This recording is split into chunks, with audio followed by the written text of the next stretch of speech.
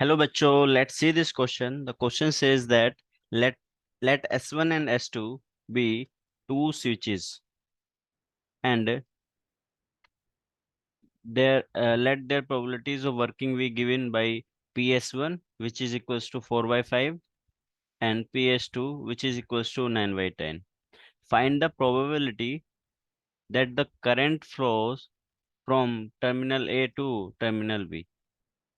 Terminal A to terminal B when S1 and S2 are installed in the series. Shown as follows. तो चलिए solve करते हैं। Question में क्या given है, एक सर्किट दे रखा है और उसमें हमें टर्मिनल ए से टर्मिनल बी तक करंट फ्लो कराना है। और terminal A and terminal B के बीच में दो स्विचेस हैं, S1 एंड S2। और उनमें उनके वो वर्किंग होने की प्रोबेबिलिटी दे रखी है, PS1 4/5 एंड PS2 9/10। और हमसे पूछ रहा है कि भाई प्रोबेबिलिटी बतानी है हमें, find the probability that current A से बी तक फ्लो करे। तो चलिए देखते हैं इसमें की कॉन्सेप्ट क्या यूज होगा। की कॉन्सेप्ट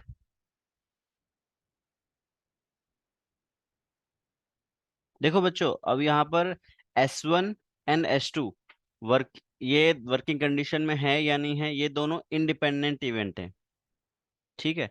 तो अगर हम बोल सकते हैं, अगर दो इंडिपेंडेंट इवेंट हैं तो हमें एक फॉर्मूला पता है। What is that formula? Let's write it down.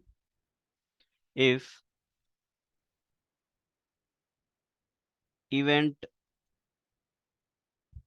Event A बोल देते हैं, event A and B are independent,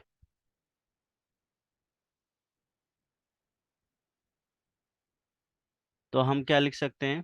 probability of A intersection B is equals to probability of A and into probability of B. अब यहाँ पे event A and B क्या है उसको mention कर देते हैं। इवेंट ए एंड बी जो हमने माना है, इवेंट ए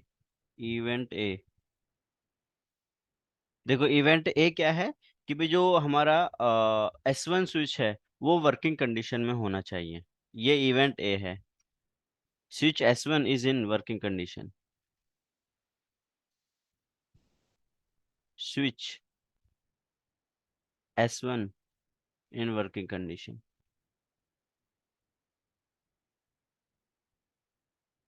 वर्किंग कंडीशन। ठीक है। और इवेंट बी क्या है? Event B switch S2, switch S2 in working condition.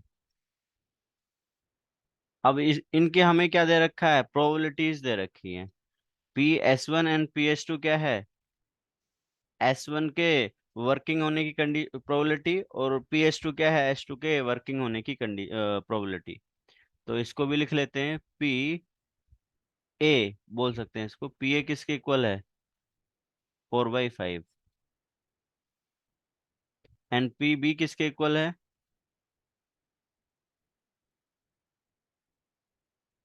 9/10। और अगर हम बोले कि भाई ए के वर्किंग नहीं वर्किंग होने की प्रोबेबिलिटी क्या होगा? 1 - A के वर्किंग होने की प्रोबेबिलिटी। तो PA बार अगर हम लिखें तो हो सकता है इसकी आगे जरूरत पड़े तो अभी कैलकुलेट करके लिख लेते हैं। 4/5 तो हो जाएगा 1/5। सिमिलरली प्रोबेबिलिटी ऑफ B बार, ये भी नोट डाउन कर लेते हैं, आगे जरूरत पड़ सकती है। 1 - 9/10 ये हो जाएगा 1/10। डायरेक्ट लिख दिया मैंने। अब देखो क्वेश्चन में पूछा है क्या है कि भी अगर देखो करंट ए से बी तक फ्लो करनी है तो हमें स्विच S1 भी वर्किंग कंडीशन में चाहिए एंड S2 भी वर्किंग कंडीशन में चाहिए। तो रिक्वायर्ड प्रोबेबिलिटी क्या लिख देंगे हम फिर? रिक्वायर्ड प्रोबेबिलिटी कि भी दोनों स्विच वर्किंग कंडीशन में हो, इसकी प्रोबेबिलिटी क्या होगी? तो P probability of A and B. A का मतलब S1 वर्किंग कंडीशन में एंड बी का मतलब S2 वर्किंग कंडीशन में। तो इसको हम फॉर्मूला, ये अगर दो इंडिपेंडेंट इवेंट हैं तो हम लिख सकते हैं probability probability of A into probability of B, और ये वैल्यू हमें पता है, तो ये क्या हो जाएगा 4/5 इंटू 9/10। तो बच्चों सोल्व करने पे ये हमारे पास में कितना आ जाएगा, 2 से 4 2 बार जाएगा और 5, तो ये हो जाएगा 18/25। यही हमसे पूछा था, रिक्वायर्ड प्रोबेबिलिटी।